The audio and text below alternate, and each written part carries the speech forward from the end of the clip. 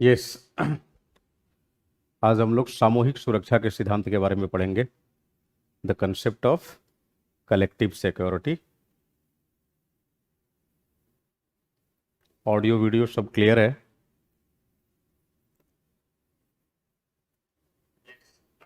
हम्म। Yes.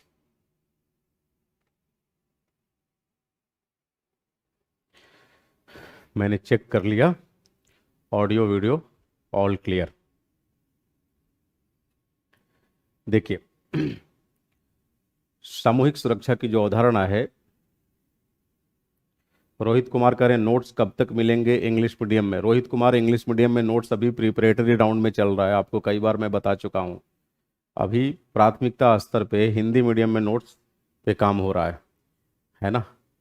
आधा अधूरा किसी भी तरह का नोट्स देना भी ठीक नहीं रहेगा, थोड़ा इंतजार कर लीजिए, अभी आपका बैच चल रहा है, इंग्लिश मीडियम में नोट्स मिल जाएगा। हिंदी मीडियम का नोट्स मिला कि नहीं? रोहित, हिंदी मीडियम का नोट्स मिला?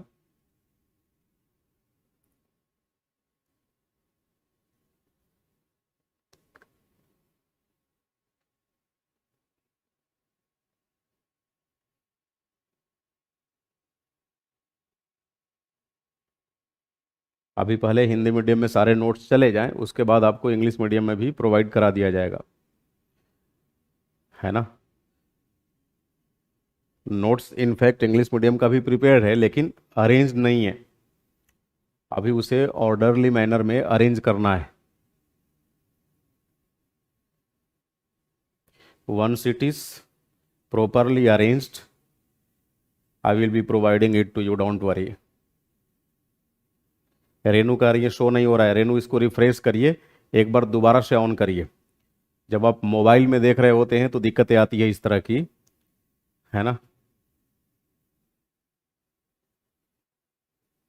अच्छा चलिए, रोहित ने कंफर्म कर दिया हिंदी मीडियम का मिल गया है, तो इंग्लिश मीडियम का भी रोहित मिल जाएगा, डोंट वरी। ठीक है। हम्म। तो चलो, थोड़ा सा हम लोग कलेक्टिव सिक्योरिटी को डिस्कस करते हैं, सामूहिक सुरक्षा के सिद्धांत के बारे में। हाँ, सामूहिक सुरक्षा का सिद्धांत। और इसी के साथ आपकी छठी यूनिट समाप्त हो जाएगी, इस टॉपिक के साथ ही। ये टॉपिक अगले 2 दिन तक चलेगा। देखो, जब बात सुरक्षा की आती है तो बेसिकली हम 3 प्रकार की सुरक्षा की अवधारणाओं पे बात करते हैं। माना कि हमारा टॉपिक सामूहिक सुरक्षा से संबंधित है, लेकिन इसी से मिलती जुलती 2 और टर्मिनोलॉजी होती है। एक को बोलते हैं राष्ट्रीय सुरक्षा, दूसरे को बोलते हैं सामूहिक प्रतिरक्षा, और तीसरे को बोलते हैं सामूहिक सुरक्षा। समझ रहे हैं? राष्ट्रीय सुरक्षा, सामूहिक प्रतिरक्षा और सामूहिक सुरक्षा। जब बात राष्ट्रीय सुरक्षा की होती है तो इसका दारोमदार स्वयं देश के ऊपर होता है। यानी मान लीजिए, अगर हम भारत की राष्ट्रीय सुरक्षा की बात करेंगे तो भारत की राष्ट्रीय सुरक्षा को सुनिश्चित करना किसी और देश का या किसी और इंस्टीट्यूशन का दायित्व तो नहीं है, बल्कि केवल व केवल भारत ही का दायित्व है। भारत को ही अपनी सुरक्षा सुनिश्चित करनी पड़ेगी। ठीक उसी तरह अगर मान लीजिए मैं बात करूं म्यांमार की राष्ट्रीय सुरक्षा, तो म्यांमार भी अपनी राष्ट्रीय सुरक्षा को स्वयं के स्तर पे ही सुनिश्चित करेगा। क्लियर है? जब हम राष्ट्रीय सुरक्षा से आगे बढ़कर सामूहिक प्रतिरक्षा और सामूहिक सुरक्षा की अवधारणा की बात करते हैं, यस अभिषेक, गुड इवनिंग। जब हम सामूहिक प्रतिरक्षा और सामूहिक सुरक्षा की बात करते हैं तो यहां पर थोड़ा सा हमें फर्क देखना होता है। ध्यान रखेंगे, सामूहिक प्रतिरक्षा के तहत या फिर सामूहिक सुरक्षा के तहत सुरक्षा का दायित्व पूरी तरह से किसी देश विशेष तक सीमित नहीं होता। यानी केवल व केवल किसी देश के ऊपर ही नहीं होता, बल्कि अन्यों का भी दायित्व यहां पर होता है।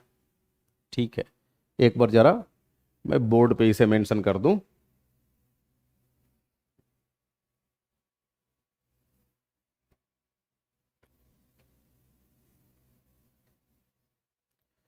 देखिए,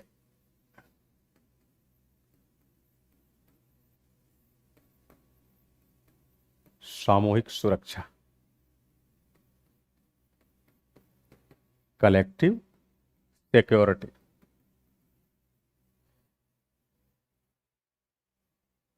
ये हमारा टॉपिक है। अभी मैं बात कर रहा था आपसे नेशनल सिक्योरिटी की, राष्ट्रीय सुरक्षा की।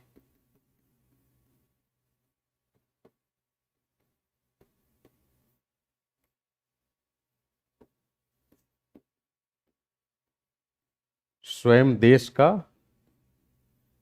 दायित्व होता है, यानी जिस देश के राष्ट्रीय सुरक्षा की बात होगी उसका संबंध उसी देश से होता है।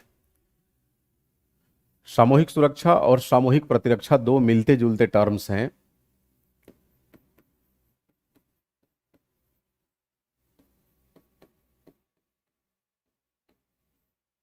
इसको अंग्रेजी में कलेक्टिव डिफेंस बोलते हैं,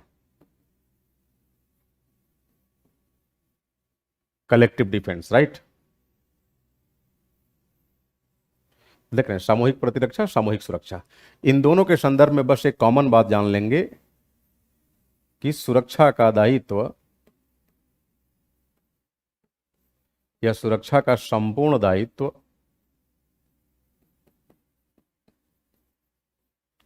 किसी देश विशेष तक ही सीमित नहीं होता।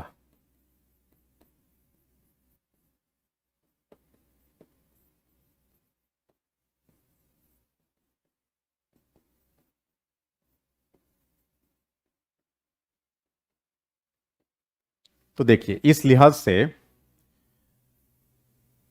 आप राष्ट्रीय सुरक्षा और इन दोनों में विभेद उत्पन्न कर सकते हैं।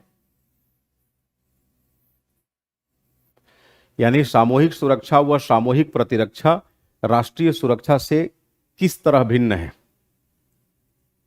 तो इस बात को आप आसानी से समझ पा रहे हैं कि सामूहिक सुरक्षा व सामूहिक प्रतिरक्षा के तहत सुरक्षा का दायित्व किसी देश विशेष तक ही सीमित नहीं होता, ठीक है, जबकि राष्ट्रीय सुरक्षा के तहत सुरक्षा का संपूर्ण दायित्व देश विशेष के ऊपर ही होता है, देश तक ही सीमित होता है।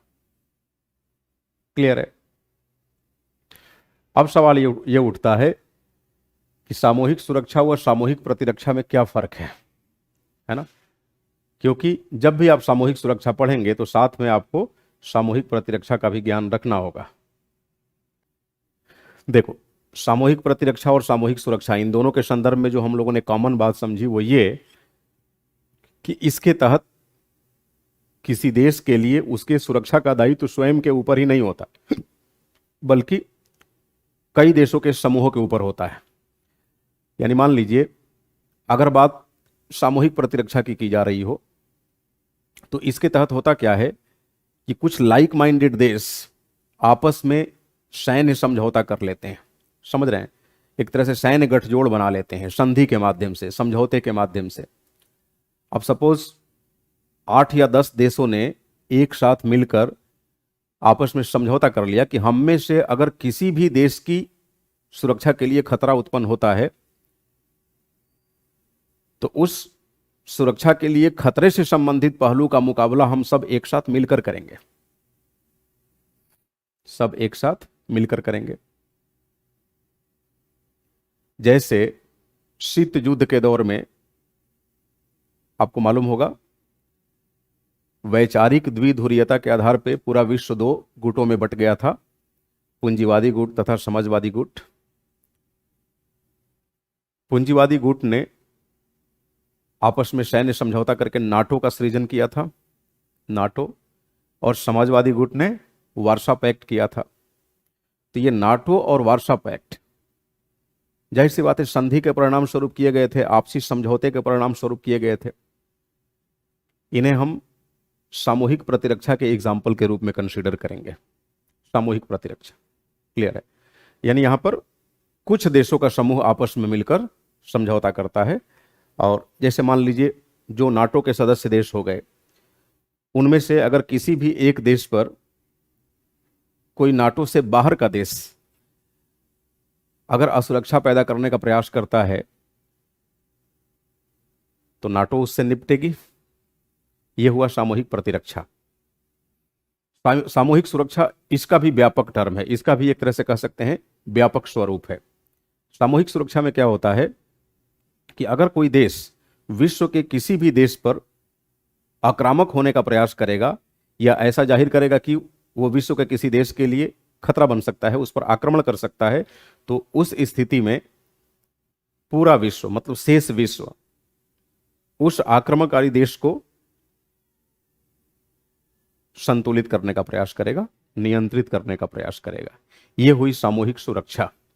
यानी आप समझ सकते हैं कि सामूहिक सुरक्षा का जो दायरा है सामूहिक प्रतिरक्षा की तुलना में काफी व्यापक है ना। सामूहिक प्रतिरक्षा की तुलना में काफी व्यापक है।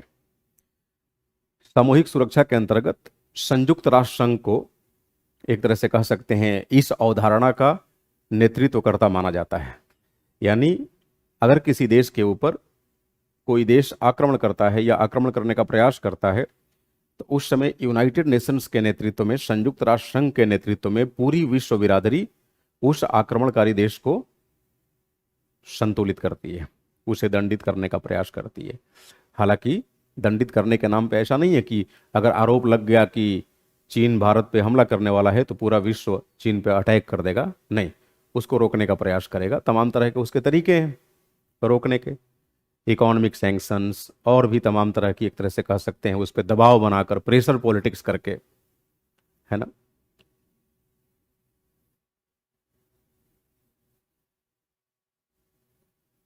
अगर इंडिया नाटो का मेंबर होता तो क्या चाइना या पाकिस्तान ने इंडिया से वार किया होता? अगर किया होता, समझ रहे मेरी बात, तो उस स्थिति में नाटो के जितने सदस्य राष्ट्र हैं सब मिलकर भारत का सहयोग करते हैं।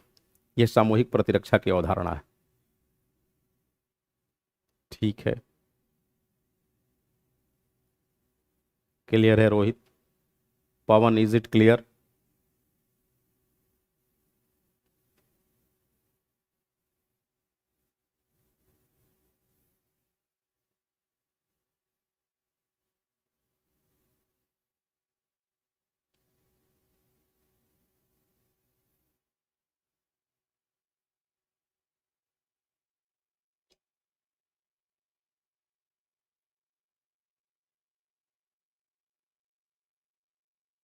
हाँ, चलिए, तो ये तो समझ में आ गया कि सामूहिक प्रतिरक्षा और सामूहिक सुरक्षा में क्या फर्क है ना अभिषेक। सामूहिक प्रतिरक्षा की तुलना में सामूहिक सुरक्षा की अवधारणा एक व्यापक अवधारणा है। यानी सामूहिक सुरक्षा के तहत विश्व का कोई भी देश विश्व के किसी भी देश पर हमला करने का प्रयास करेगा तो पूरी वैश्विक बिरादरी उसके विरोध में खड़ी हो जाएगी। यह सामूहिक सुरक्षा है। इसके लिए कोई संधि वंधि नहीं होती, कोई समझौता नहीं होता विश्व के देशों के मध्य।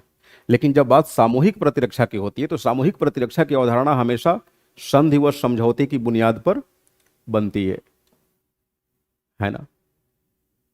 और इसके लिए सबसे खूबसूरत एग्जाम्पल है आपका नाटो और वार्सा। तो अब आशा करता हूं कि सामूहिक प्रतिरक्षा और सामूहिक सुरक्षा में विभेद आप समझ गए होंगे। अब आते हैं सीधे हम लोग अपने टॉपिक पे, सामूहिक सुरक्षा, यही हमारा टॉपिक है। ध्यान रखेंगे, अंतर्राष्ट्रीय राजनीति के अध्ययन के विभिन्न उपागम है, आपको मालूम है, हमने पढ़ा भी है। यथार्थवादी उपागम, आदर्शवादी उपागम, संरचनावादी उपागम, प्रकारवादी उपागम पढ़ा है ये सब। ध्यान रखेंगे, कलेक्टिव सिक्योरिटी का जो कंटेक्स्ट है, जो संदर्भ है, वो बेसिकली अंतर्राष्ट्रीय राजनीति के आदर्शवादी उपागम से है, आइडियलिस्टिक अप्रोच से है।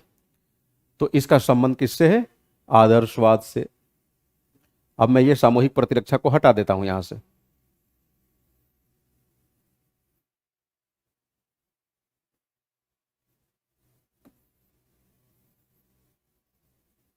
ठीक है,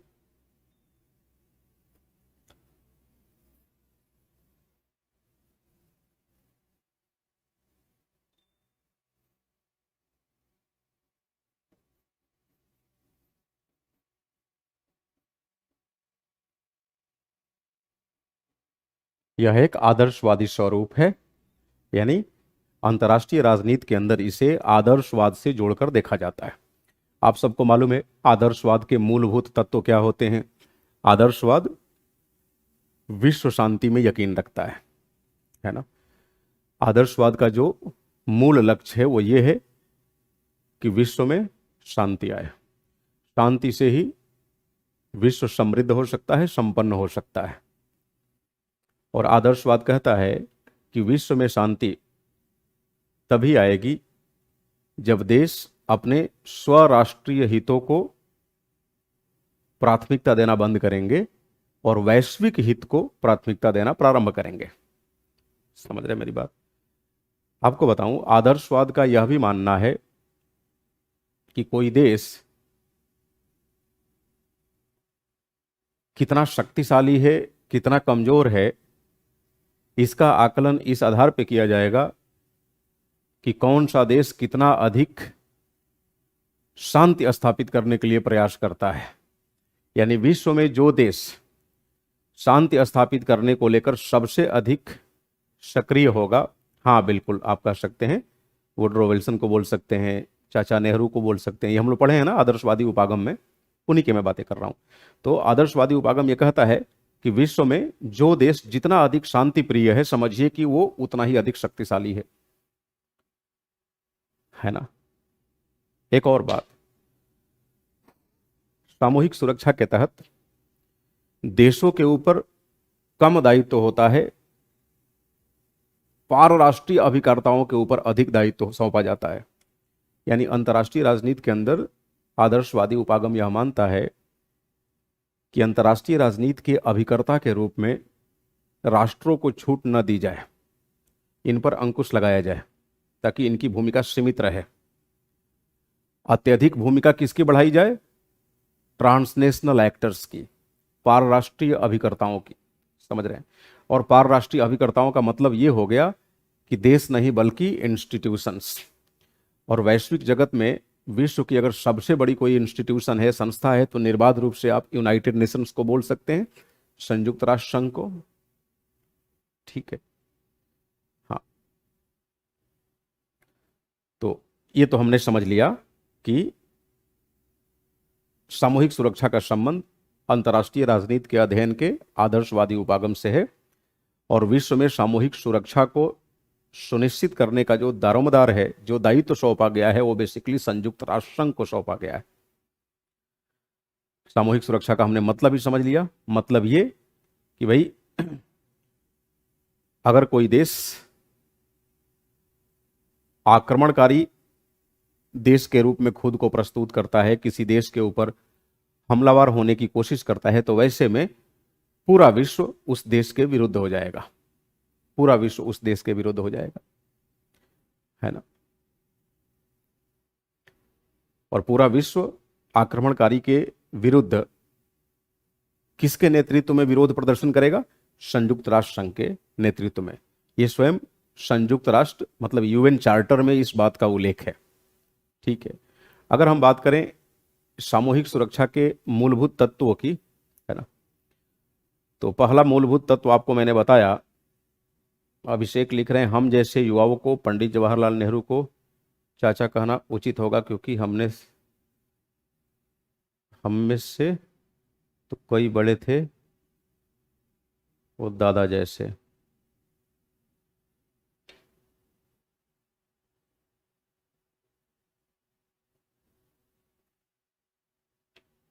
चलो, शब्द चाचा उनके साथ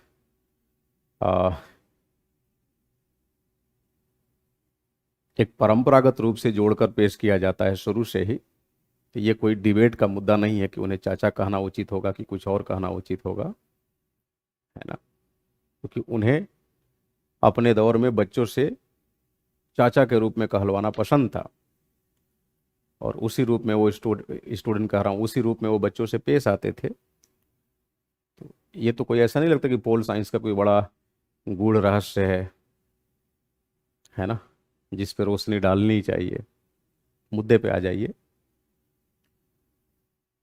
तो मैं ये बता रहा था कि सामूहिक सुरक्षा की अगर हम मूल मान्यताओं की बात करें तो पहली मान्यता जो थोड़ी देर पहले बताया कि यह अवधारणा इस मान्यता पर आधारित है कि कौन देश, है ना, कितना ज़्यादा शांति प्रिय है। जितना ज़्यादा शांति प्रिय होगा उसे उतना ही अधिक शक्तिशाली माना जाएगा।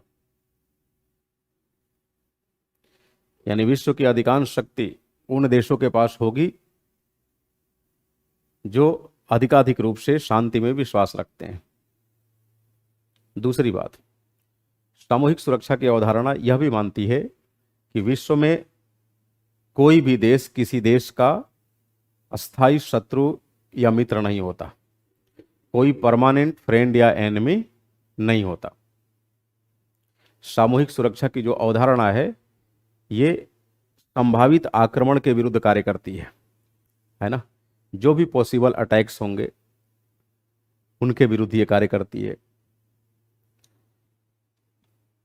आक्रमणकारी तो कोई भी हो सकता है, जो देश आक्रमणकारी की भूमिका में आएगा विश्व बिरादरी का वही दुश्मन होगा। जो आक्रमण से तौबा करेगा, दूरी बनाएगा, वही मित्र है। यहां कोई भी अस्थायी मित्र या शत्रु नहीं होता, ऐसा सामूहिक सुरक्षा की संकल्पना के अंदर माना गया है ना।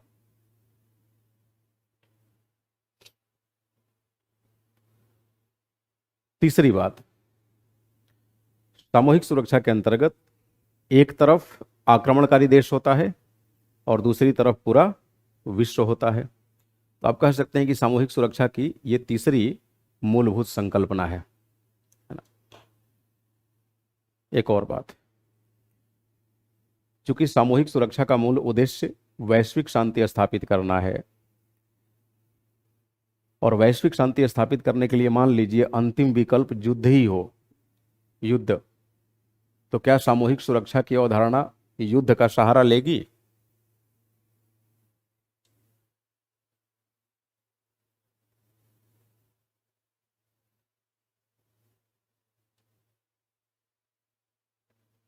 अभिषेक, सामूहिक सुरक्षा की अवधारणा युद्ध का सहारा लेगी?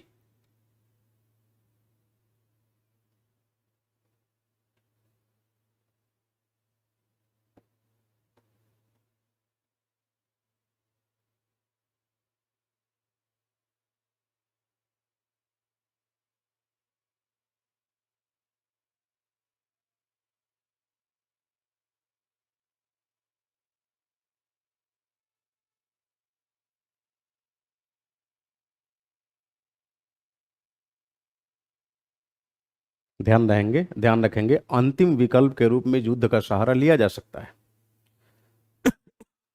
क्योंकि प्रतिरोध उत्पन्न करके ही शांति स्थापित हो सकती है। अब अगर मान लो कोई देश बिल्कुल तूल ही जाए इस बात पे कि नहीं हम अमुक देश पर आक्रमण करेंगे ही करेंगे, और उसको रोकने के सारे हथकंडे फेल हो जाएं, तो आपको नहीं लगता कि अंततोगत्वा शांति को स्थापित करने के लिए, शांति को कायम करने के लिए युद्ध का सहारा लेना पड़ेगा? क्योंकि जब शांति के सारे मार्ग बंद हो जाए तो अंततः शांति ही के खातिर युद्ध का सहारा लिया जा सकता है ना। तो युद्ध का सहारा लिया जा सकता है।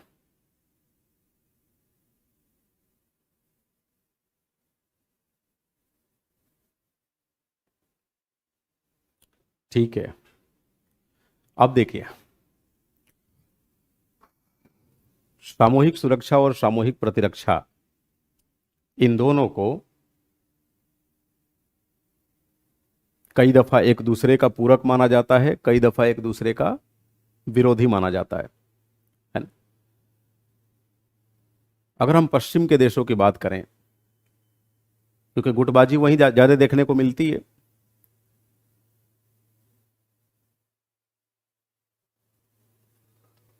पश्चिम के देशों का मानना है कि सामूहिक सुरक्षा और सामूहिक प्रतिरक्षा दोनों एक दूसरे के पूरक अवधारणाएं हैं, दोनों एक दूसरे से मिलती जुलती अवधारणाएं हैं,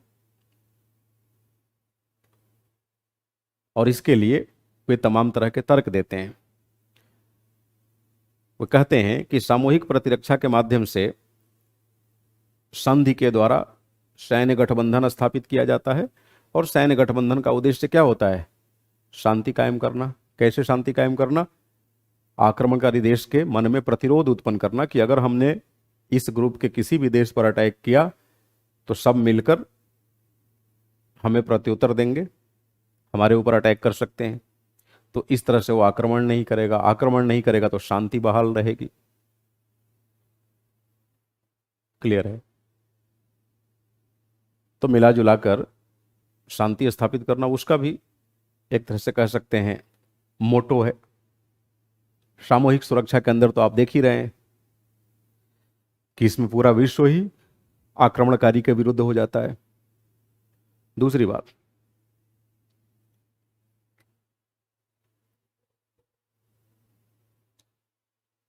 अगर दूसरी समानता इसमें देखें तो हम ये पाएंगे कि सामूहिक सुरक्षा और सामूहिक प्रतिरक्षा दोनों ही आक्रमण की स्थिति में एक तरह से सामूहिक काउंटर अटैक की बात करते हैं, है ना। हालांकि समूह का आकार छोटा बड़ा हो सकता है, जैसे सामूहिक प्रतिरक्षा के संदर्भ में आक्रमणकारी को प्रत्युत्तर कौन देगा, काउंटर अटैक के लिए कौन आएगा, बेसिकली सामूहिक प्रतिरक्षा के तहत जो जो देश आपस में गुट बनाए होंगे वही सब आएंगे, लेकिन सामूहिक सुरक्षा में पूरा विश्व आ जाएगा। दोनों का उद्देश्य युद्ध को रोकना और शांति को स्थापित करना है। प्लस यूएन चार्टर में, यूनाइटेड नेशंस चार्टर में सामूहिक सुरक्षा और सामूहिक प्रतिरक्षा दोनों का हवाला दिया गया है। दोनों के बारे में आपको देखने को मिलेगा, दोनों का उल्लेख किया गया है ना।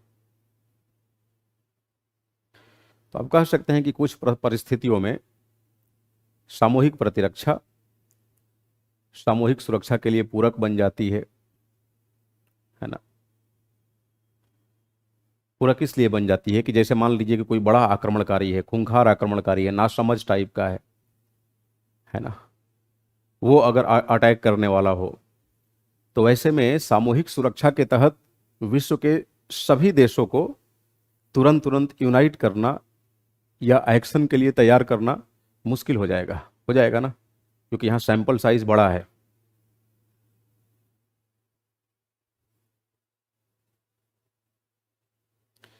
फिर यूनाइटेड नेशन फेल क्यों हुआ है? वार तो नेशन के बीच होता है। हाँ, व्यवहार में यूनाइटेड नेशंस के अंदर तमाम तरह के सुधार की जरूरत है।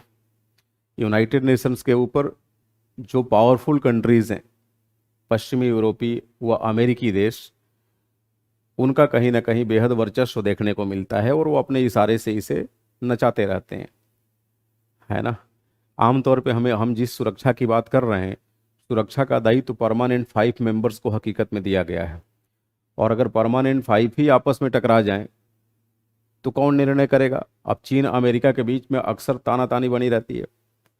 इसके पहले कोल्ड वार एरा में आप देखेंगे चीन और रूस के बीच में, अमेरिका व रूस के बीच में तनाव की स्थिति।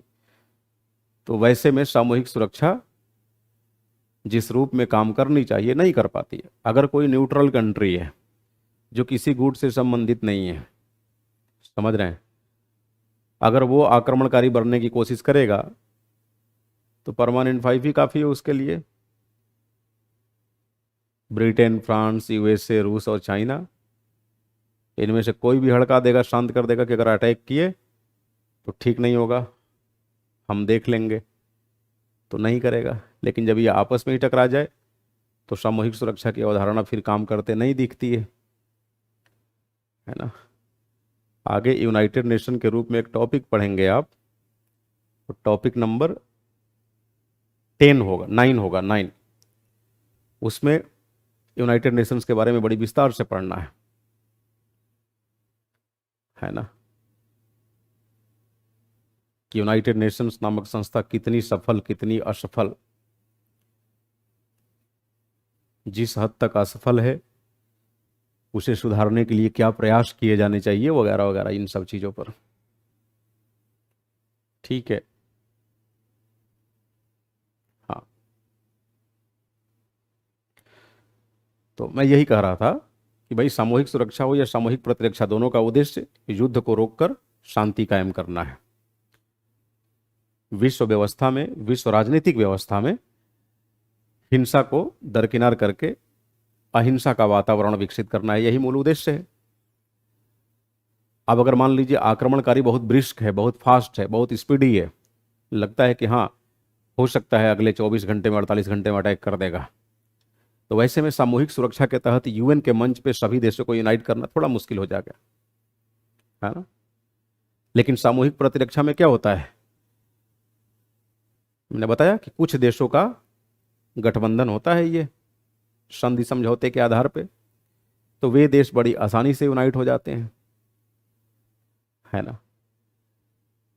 तो वैसे में तीव्र आक्रमणकारी को उसी के अंदाज में ये संतुलित कर सकते हैं। तो यहां पर आप कह सकते हैं कि सामूहिक सुरक्षा को सामूहिक प्रतिरक्षा ने कंट्रीब्यूट किया, ठीक है। तो इसी आधार पे पश्चिमी यूरोपीय देश कहते हैं कि जो लक्ष्य सामूहिक सुरक्षा का है, चूंकि वही लक्ष्य सामूहिक प्रतिरक्षा का भी है, इसलिए दोनों एक दूसरे के पूरक हैं, एक दूसरे के विरोधी नहीं है, ठीक है। दूसरी बात, सामूहिक सुरक्षा व सामूहिक प्रतिरक्षा को अगर हम एक दूसरे का विरोधी तत्व माने, ये मान लें कि दोनों अवधारणाएं एक दूसरे की पूरक नहीं है बल्कि दोनों एक दूसरे के विरोधी हैं, दोनों में अंतर है, तो इसके समर्थन में आप क्या तर्क दे सकते हैं, इसकी भी चर्चा मैं कर चुका हूं। भाई सामूहिक सुरक्षा में विश्व के सभी देश शामिल होते हैं, जबकि सामूहिक प्रतिरक्षा का सैंपल साइज छोटा होता है। सामूहिक प्रतिरक्षा के तहत केवल वही देश शामिल होते हैं जो आपस में सैन्य संधि किए होते हैं। क्लियर है? हाँ।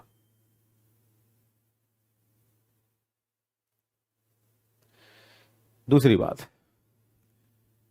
सामूहिक सुरक्षा के अंतर्गत आक्रमणकारी के विरुद्ध जो विश्व के सभी देश एक मंच पे आते हैं, उनका अपना कोई निजी स्वार्थ नहीं होता, है ना। निजी स्वार्थ से ऊपर होते हैं,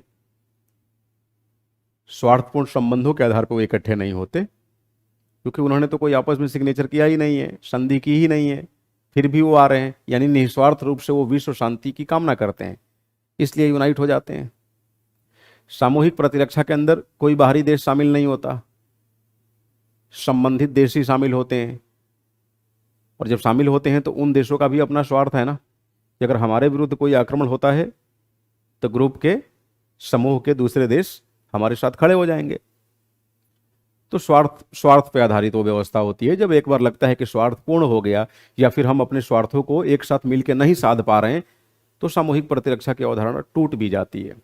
संधि है तो संधि टूटेगी भी, प्रतिरक्षा के अंदर ये होता है।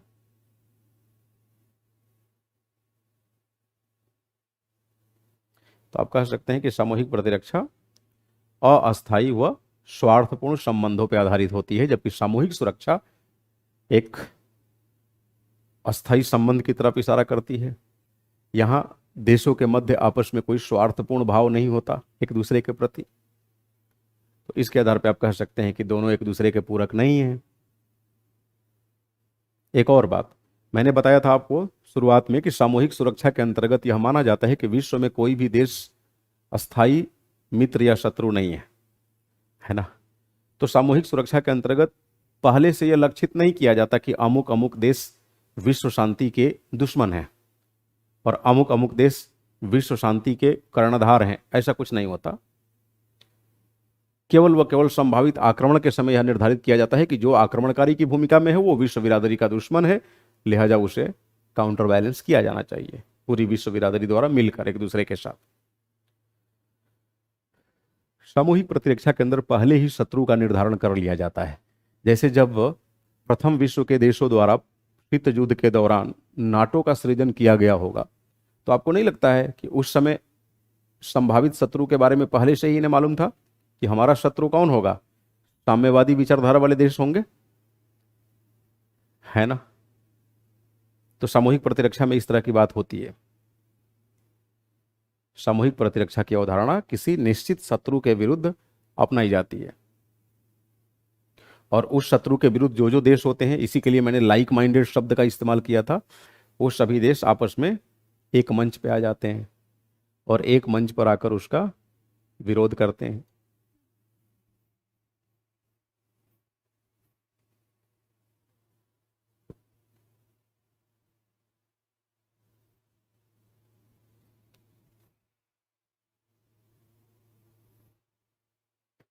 ठीक है,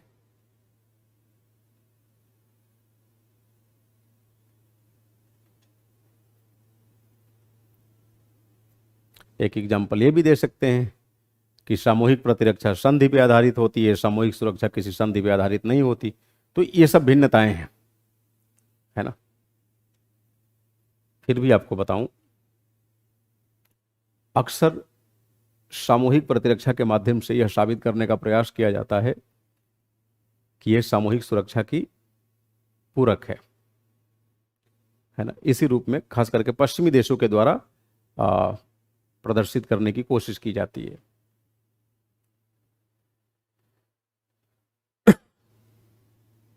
सिद्धांत में, लेकिन व्यवहार में देखा गया है कि सामूहिक प्रतिरक्षा सामूहिक सुरक्षा के लक्ष्यों को पूर्ण करने की बजाय उसके लिए चुनौती पैदा करती है।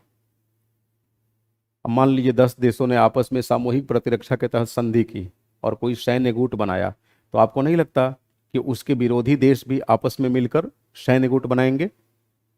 और विश्व में अगर यही परंपरा चलने लगे तो विश्व शांति की तुलना में विश्व अशांति अधिक देखने को मिलने लगेगी।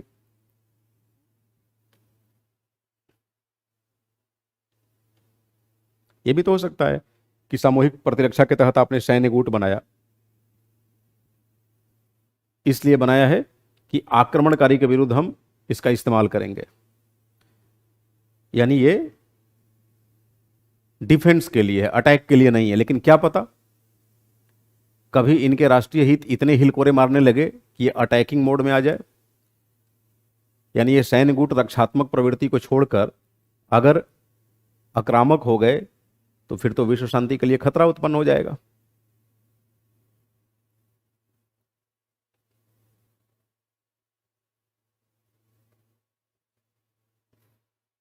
तो यहां पर यह डर बना रहता है सामूहिक प्रतिरक्षा के अंदर कि यहां सैन्य गुटों का इस्तेमाल संबंधित देशों के द्वारा अपने निजी स्वार्थों को पूर्ण करने के लिए किया जा सकता है।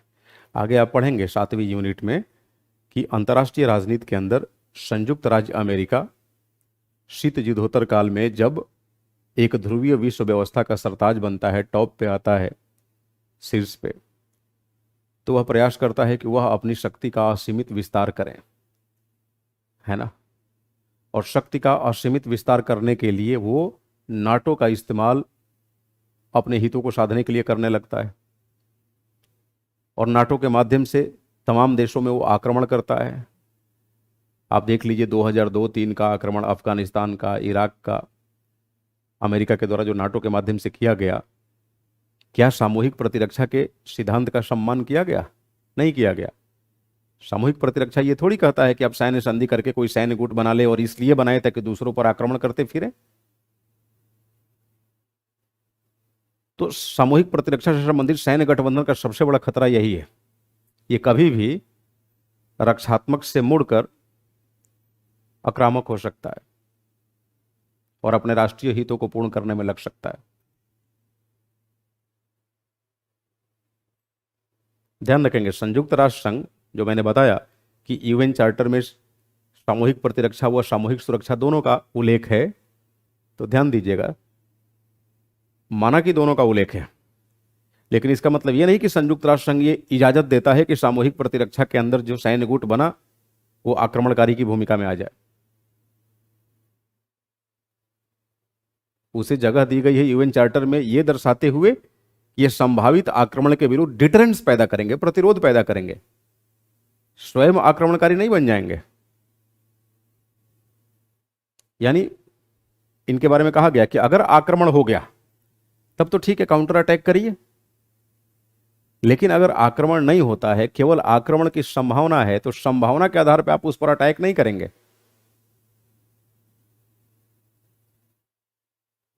ये बात क्लियर है कि नहीं?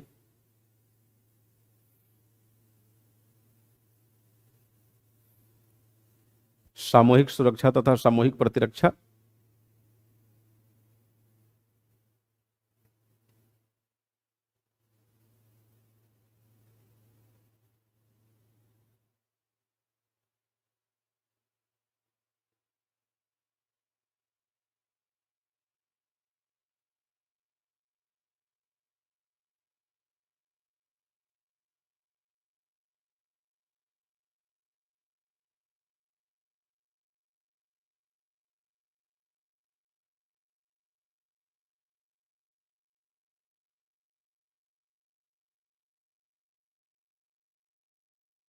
क्लियर है? ठीक है, चलो। अब इसमें जो अगला फेसेट होगा वो होगा balance of power and collective security, शक्ति संतुलन तथा सामूहिक सुरक्षा।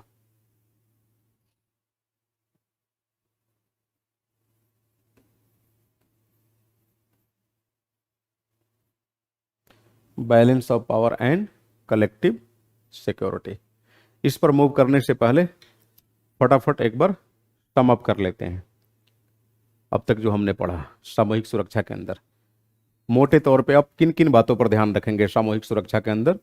आप ये कहेंगे कि सामूहिक सुरक्षा एक आदर्शवादी अवधारणा है,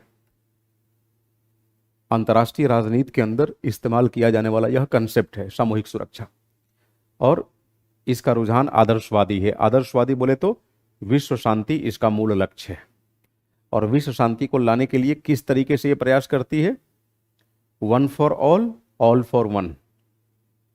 अगर कोई देश किसी दूसरे देश पर आक्रमण करने का प्रयास करता है तो यह माना जाएगा कि वन कंट्री पूरे विश्व पर आक्रमण करने की कोशिश कर रही है, और फिर उसके बदले में ऑल फॉर वन का कंसेप्ट आएगा कि पूरा विश्व एक साथ मिलकर उस आक्रमण के प्रति प्रतिरोध उत्पन्न करेगा। और प्रतिरोध उत्पन्न करेगा किसके नेतृत्व में? किसी देश के नेतृत्व में नहीं, बल्कि एक संगठन के नेतृत्व में, जिसे बोला गया संयुक्त राष्ट्र संघ, यूएनओ, जो एक पार राष्ट्रीय करता है, सार्वभौमिक पार राष्ट्रीय करता है, यूनिवर्सल ट्रांसनेशनल एक्टर है। इसमें यह बताया गया कि संभावित आक्रमण से बचने के लिए पूरी विश्व बिरादरी आक्रमणकारी के प्रति प्रतिरोध उत्पन्न करेगी, और जब लगेगा कि फिर भी वो प्रतिरोध उस पर काम नहीं कर रहा है, वो आक्रमण कर ही देगा या फिर आक्रमण कर दिया, तो उस स्थिति में विश्व शांति की स्थापना के खातिर पूरी वैश्विक बिरादरी उस देश के प्रति आक्रमणकारी हो सकती है। यानी विश्व शांति के लिए सामूहिक सुरक्षा की अवधारणा युद्ध का भी सहारा लेने को तैयार है। ठीक, ये बात हमने पढ़ी। सामूहिक सुरक्षा के मूल तत्वों के बारे में हमने देखा कि यह आदर्शवादी अवधारणा इस बात में यकीन करती है कि जिस देश के अंदर अत्यधिक शांति है वो देश उतना ही ज़्यादा संपन्न है, उतना ही ज़्यादा शक्तिशाली है।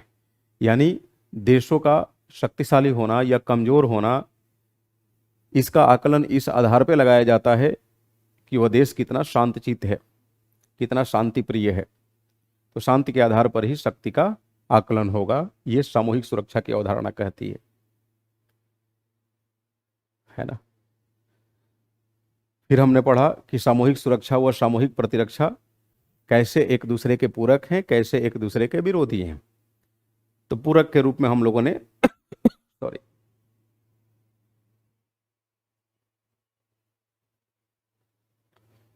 ऐसा ही चलता रहा तो कभी पीओके इंडिया का हिस्सा नहीं होगा।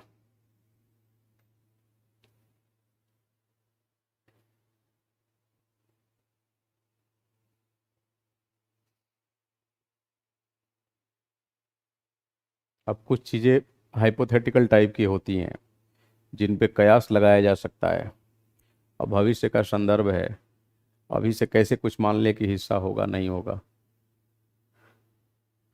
है ना। किस तरीके से इसे रिजॉल्व किया जाएगा, इंडिया किस पक्ष को मानेगा, पाकिस्तान किस पक्ष को मानेगा। खैर चलिए, तो हम ये बात कर रहे थे कि सामूहिक सुरक्षा व सामूहिक प्रतिरक्षा कैसे एक दूसरे के पूरक हैं।